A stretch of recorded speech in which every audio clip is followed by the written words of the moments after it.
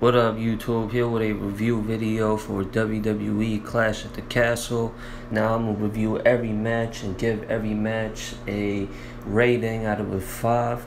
And at the end of the video, I'll give the whole show a rating out of a 10. Now, without any further ado, let's get to this review video. Now, the first match on the card was the 6-women's tag team match between the team of Damage Control, Bayley, Asuka, and Dakota Kai, taking on the team of the Raw Women's Champion, Bianca Belair, Alexa Bliss, and Asuka. Now, this was a good opening contest. I give this match a 3.5 out of 5. It was some good action in that match, and Damage Control picked up the win with Bayley getting the pinfall over Bianca Belair. I think that's going to set up a one-on-one match for the Raw Women's title in the next pay-per-view between Bayley and Bianca Belair. And yeah, that should be a good match. And how Damage Control picked up the win was Dakota Kai had provided the distraction to Bianca Belair, had her by the hair on the outside of the ring, and then Bayley hit her finisher on Bianca, and then Io Sky hit the moonsault, and yeah, and that's how Bayley got the pin over Bianca. And Asuka and Alexa Bliss were nowhere to be found. I think they were laid out on the outside of the ring. And yeah, Asuka, Alexa Bliss, and Bianca Belair joined forces to even the numbers versus Damage Control, but the legit tag team or the trio team, Damage Control picked up the win. I thought the right team won this match. As y'all know, on the last episode of Raw, Damage Control, the team of Io Sky and Dakota Kai, didn't become the new WWE Women's Tag Team Champions. That match was won by the team of Raquel Rodriguez and Aaliyah, surprisingly. And yeah, those distractions were provided by what's the name? Bianca Belair, Alexa Bliss, and Asuka. I think I had already mentioned that on my prediction video for the Clash at the Castle. But yeah, that intensified the rivalry for this match at the Clash at the Castle. And I think Damage Control have they competed in a 6-women's tag team match? I don't think so. This was their first match as a trios team, and they won. So they got some momentum swinging towards their favor. And yeah, Bayley, for her being out of action for as long as she has, I know she had her one-on-one match like 2 weeks ago on Raw. She looked decent, but I think that was, you know, to show that she can compete in the ring once again. But her in-ring abilities and what she's capable of was fully displayed last night at the Clash at the Castle. Then the second matchup on the card was the Intercontinental title match between Gunther and Sheamus. Now, this was expected to be a hard-hitting, physical match, and boy, it did not disappoint. I give this match a 4 out of a 5. Probably, arguably the best matchup on the card. And yeah, it was a very physical match. We saw a bunch of chops, clubbing blows all throughout the match.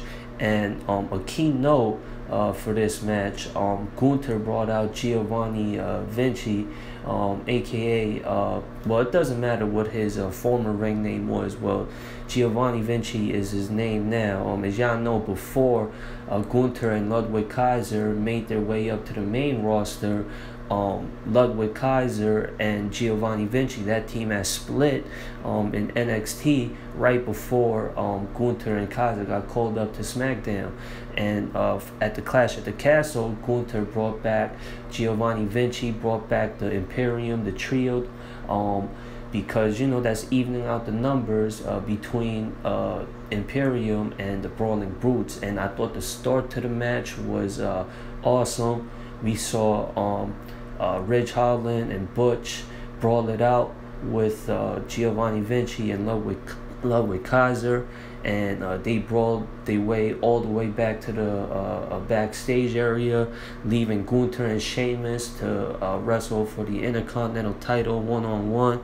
And yeah, Gunther retained the Intercontinental title after a dramatic finish. Gunther and Sheamus were talking ish to each other right before the finish, with Gunther hitting a strong lariat to pick up the win to retain his Intercontinental title. And like I said, this was a physical matchup, but it definitely showed the hard side, the hard hitting part of pro wrestling in this match for sure. Then the next matchup on the card, we saw the SmackDown Women's Title match between Shayna Baszler and Liv Morgan. I give this matchup a 2.5 out of a 5. And this was a pretty good match. Liv Morgan hit the code breaker and the face buster to pick up the win to retain her SmackDown Women's title. Good back and forth between the two.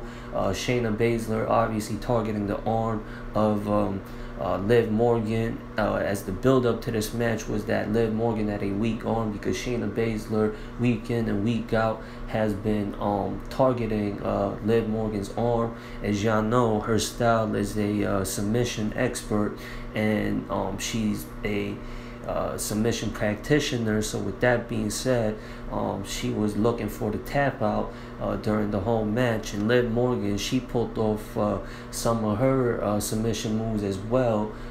So I thought the ring psychology displayed in this match was good. And yeah, Liv Morgan retains the SmackDown Women's title.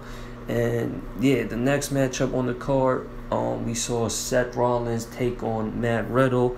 Now this was arguably the best matchup on the card as well. I give this matchup, man, a 4.5 out of a 5. I thought Gunther and Sheamus was going to be the best matchup on the card, but this matchup ended up being the best match on the card from my perspective. Seth Rollins and Matthew Riddle, they've been building this up very well. As y'all know, they were supposed to have a match at SummerSlam, but that got displayed to the Clash at the Castle, giving this match, giving this rivalry more heat for their showdown at the Clash at the Castle. And man, this was a back and forth matchup. Good moves back and forth between the two wrestlers. We saw Seth Rollins hit Riddle's move, and that's bro Derek. He almost got the pin that way. And there was some good storytelling in this matchup as well. How Riddle lost this match was he got too overzealous. As y'all know, a lot of emotions were built for this matchup.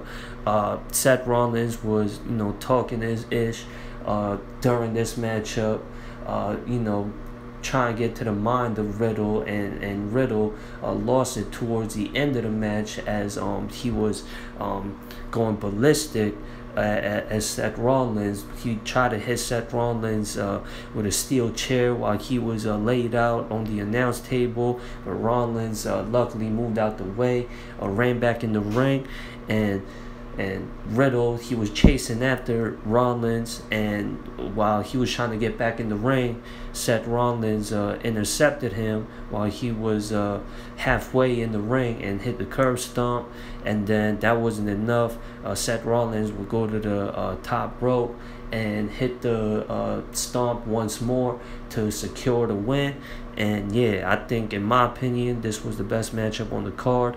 And we all know as wrestling fans that Seth Rollins and Matthew Riddle are one of the best in-ring workers that's currently active in all of pro wrestling right now, and they definitely let that be shown last night at the Clash at the Castle. Now, I don't know if they're going to continue on with this rivalry or if they're going to move on to new feuds, but I'll definitely love to see these two work together in the ring once again.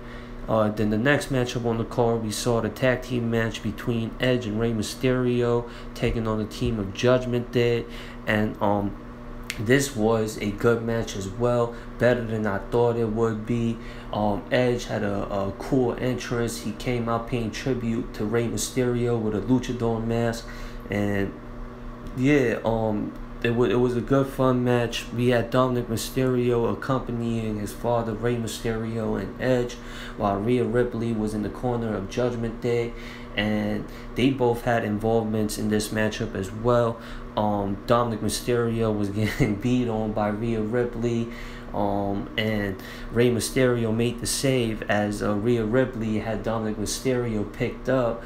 Rey Mysterio would hit the suicide plancha, and that would get Rhea Ripley off of Dominic Mysterio, and then yeah, a lot of back and forth in this match. One of the coolest spots in the matchup was Edge actually hitting the 619, and I thought that was very cool to see Edge hit Rey Mysterio's finishing move during this match, and how Edge and Rey Mysterio came out on top in this match. Yeah, they beat the Judgment Day. Judgment Day, I don't think, has won a pay-per-view match since Edge was kicked out of Judgment Day. They win matches on TV shows like on Raw and shit, but they haven't won at SummerSlam, which is a pay-per-view, and they lost last night at the Clash at the Castle. But it all came from like distractions. As y'all know, at SummerSlam, Edge made his return, provided the distraction for the Mysterios to pick up the win. And in this match at the Clash at the Castle last night, Dominic Mysterio provided the interference for Edge and Rey Mysterio to go over to Judgment Day. Dominic Mysterio tripped, I think it was Finn Balor, and Rey Mysterio hit the 619 on him, and then Edge hit the spear to secure the win. And then the surprising part, this was a very cool and long awaited for a lot of wrestling fans. This could potentially unlock Dominic Mysterio's potential to become a superstar in the future, a possible major play for the WWE in the future, because I think this is a important role that Dominic Mysterio will play for the up and coming future. I don't think he's been in a role like this since his debut when Rey Mysterio was feuding with Seth Rollins back in 2020. Dominic Mysterio turned heel as Edge and Rey Mysterio and Dominic Mysterio was celebrating during their post-match win. Edge and Rey Mysterio were looking at Dominic all proudly, you know, like on some, you know, father figure shit. And Dominic Mysterio out of nowhere would hit Edge below the belt, and Edge's facial expression really sold this angle very well, and it was surprising to everybody, including me. And Rey Mysterio was like, "Hey, what the heck was that?" And he's pleading towards his son, like, "Yo, what's up with you? This and that."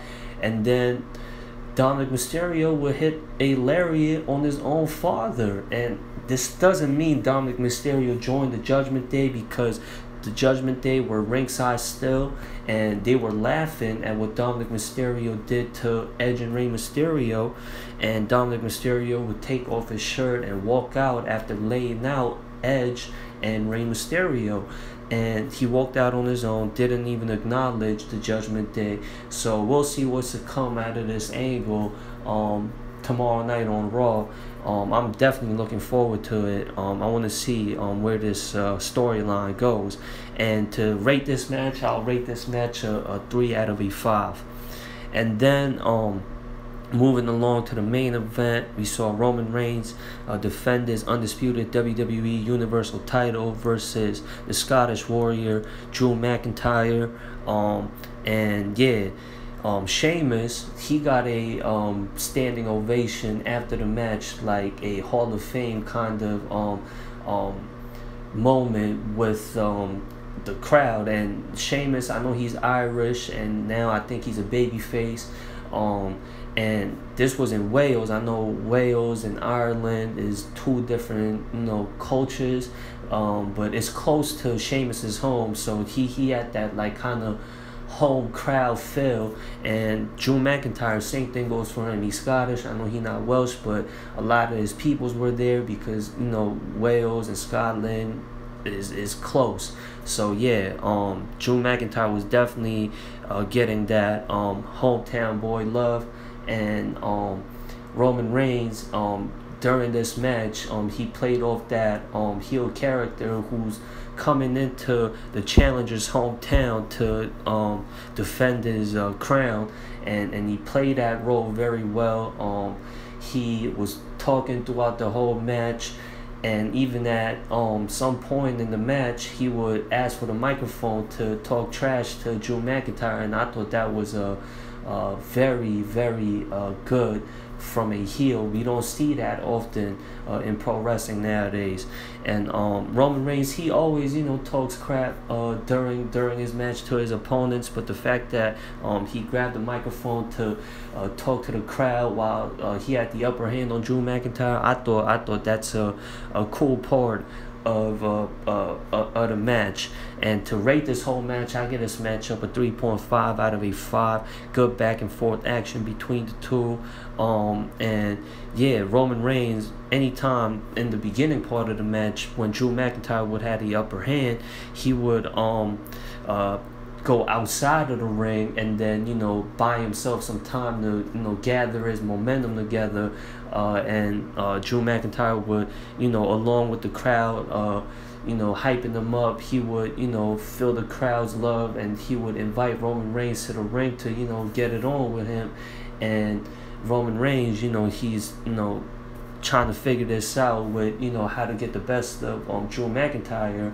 And at some point, you thought Drew McIntyre was gonna win. Actually, he should have won because he hit the Claymore while the referee, well, not while the referee was out. The first referee was taken out of the match because of a bump, and then the second referee came to continue officiating this main event match between Roman Reigns and Drew McIntyre. Drew McIntyre hit the Claymore on Roman Reigns, looked like he had the match won. Then Solo Sikoa, the younger brother of the Usos, made his debut on the main roster, making a save for the Tribal Chief. He took out the referee and robbed Drew McIntyre of that win. And Drew McIntyre obviously was upset, so he went after Solo Sikoa, but Solo Sikoa hung him up on the top rope, and then Roman Reigns would hit the spear to follow that up, and Solo Sikoa would send the referee back in the ring, and then the referee will count to a 3, and Roman Reigns wins the match and retains his WWE Undisputed Universal title, continuing on his impressive reign. And yeah, they got a new member added to the bloodline now.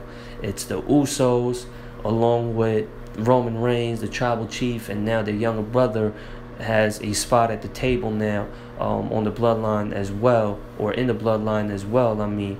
And another cool spot I forgot to mention, I know I told you all the results and I gave you all the match ratings for this match, but another cool spot in the match that happened was Drew McIntyre hit the spear on Roman Reigns during the match, and I thought that was cool. It was like when Seth Rollins hit Matthew Riddle's finisher on him, and now Drew McIntyre did the same to Roman Reigns, and I thought that was a very cool part in those matches as well. And another highlight spot that happened in the main event was Theory, while both men, Roman Reigns and Drew McIntyre, were laid out, was going to try and cash in as Money in the Bank.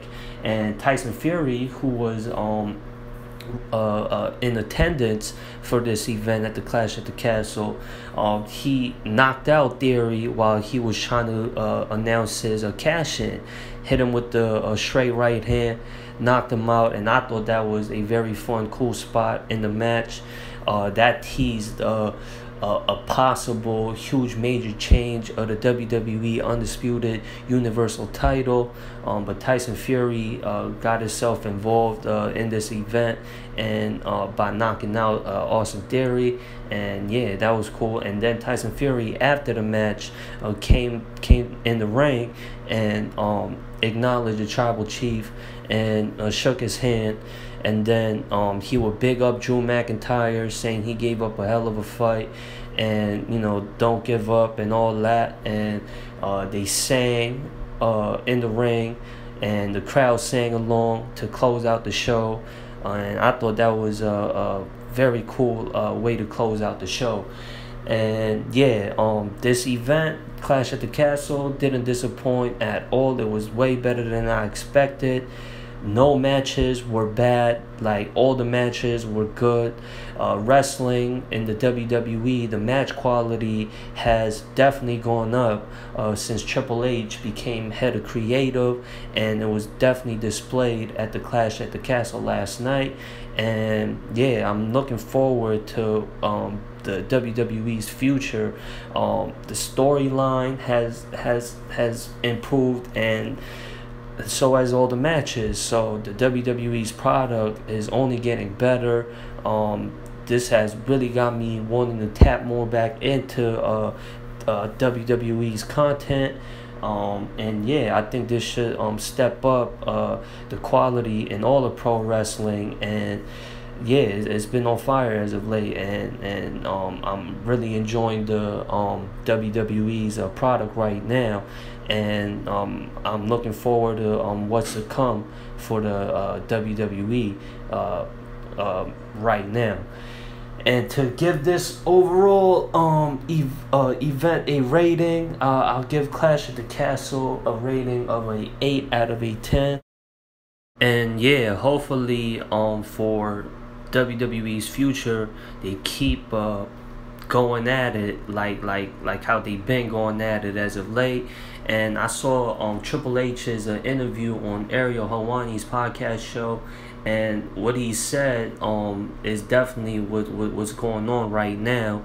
And he said as long as the product is being booked the way how a fan will book it, because Triple H is a lifelong wrestling fan and one of the best wrestlers of all time. So he's really booking it like how he would want to see WWE booked. So as long as they keep this momentum up, it's only gonna get better. So yeah, anyways, that does it for this video. Y'all let me know what y'all opinions is on Clash of the Castle. Comment, subscribe, share, like, all that good stuff. And I'm out of here, y'all. Peace.